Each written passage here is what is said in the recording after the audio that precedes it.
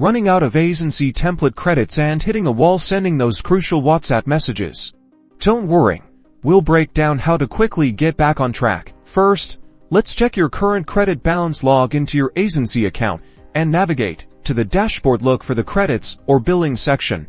It's usually located on the left-hand sidebar, and you'll see exactly how many template credits you have remaining. If your balance is low, it's time to purchase more. Click on the Buy Credits or Top Up button, often found near your credit balance. This will take you to the purchase page. Here, you'll see different credit packages. Choose the one that best suits your needs based on the volume of messages you typically send. Consider any ongoing campaigns or upcoming events when making your decision. Select your preferred payment method, such as credit card, debit card, or other available options. Enter your payment details securely and confirm the purchase. Once the transaction is complete, your credits will be instantly updated. Now, let's optimize your template usage to save credits. Review your existing templates and minimize the use of unnecessary dynamic elements. Dynamic elements use more credits. Consider using simpler, text-based templates where appropriate, instead of rich media templates, as these consume fewer credits per message. And there you have it. By checking your balance regularly,